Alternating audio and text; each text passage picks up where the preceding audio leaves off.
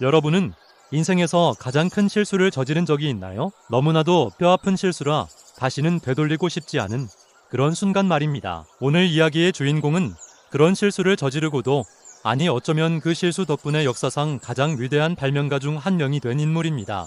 그의 이름은 바로 토머스 에디슨입니다. 우리는 보통 에디슨을 천재 발명가로만 기억하죠. 전구를 발명하고 축음기를 만들고 무려 1000개가 넘는 특허를 가진 위대한 인물로요. 하지만 그의 시작은 결코 순탄하지 않았습니다. 어린 시절 에디슨은 학교에 입학한 지 고작 3개월 만에 퇴학당했습니다. 선생님이 너무 산만해서 가르칠 수 없다고 포기해버렸기 때문이죠. 보통의 부모님이라면 절망했을 상황입니다. 하지만 에디슨의 어머니는 달랐습니다.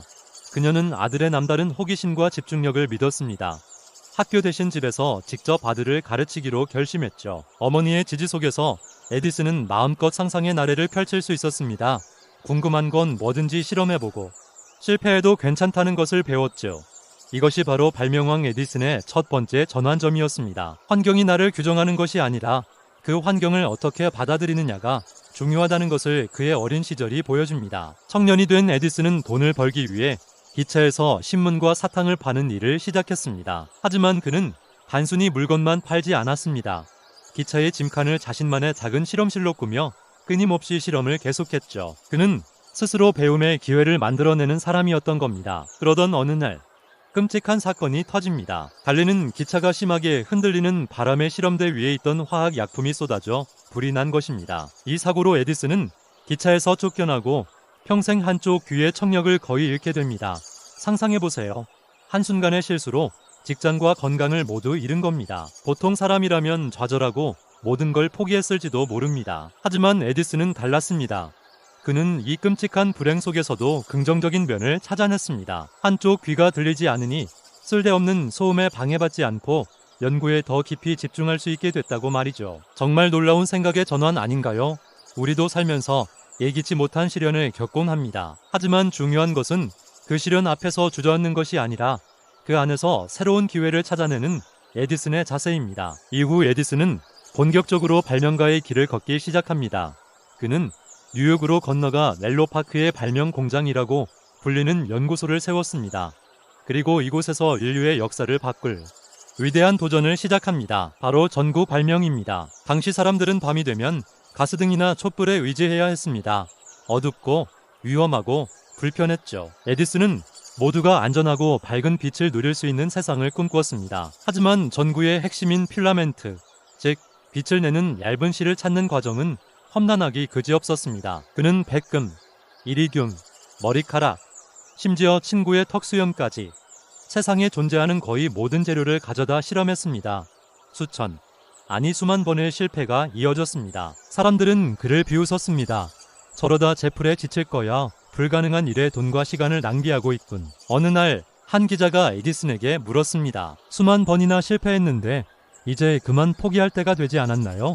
그러자 에디슨은 웃으며 이렇게 대답했습니다. 실패라니요? 저는 실패한 것이 아닙니다. 단지 전구가 되지 않는 수만 가지 방법을 알아냈을 뿐입니다. 이 말 속에 그의 성공 비결이 모두 담겨 있습니다. 그는 실패를 실패로 보지 않았습니다. 성공으로 가는 과정의 일부, 즉 데이터를 쌓는 과정으로 본 것입니다. 이 방법은 안 되는구나. 그럼 다른 방법을 시도해보자 라고 생각하며 끈질기게 나아갔을 뿐입니다. 그리고 마침내 1879년 그는 일본산 대나무를 태워 만든 탄소 필라멘트로 무려 40시간 이상 빛을 내는 전구를 만들어내는데 성공합니다. 칠흑 같던 밤을 대낮처럼 밝힌 위대한 순간이었습니다. 에디슨의 포기하지 않는 정신이 인류에게 빛을 선물한 것입니다. 에디슨의 이야기는 우리에게 아주 중요한 교훈을 줍니다. 첫째, 실패는 끝이 아니라 과정이라는 것입니다. 우리는 살면서 수많은 실패를 경험합니다. 시험에 떨어지고 사업에 실패하고 인간관계에서 상처받기도 하죠. 그럴 때마다 나는 안 되라고 좌절하기보다 이 방법은 아니었구나. 다른 길을 찾아보자라고 생각하는 에디슨의 자세를 떠올려 보세요. 실패는 성공으로 가는 길을 알려주는 소중한 이정표입니다. 둘째, 환경을 탓하지 말고 스스로 기회를 만들라는 것입니다. 학교에서 쫓겨났을 때, 사고로 청력을 잃었을 때 에디슨은 좌절하지 않았습니다.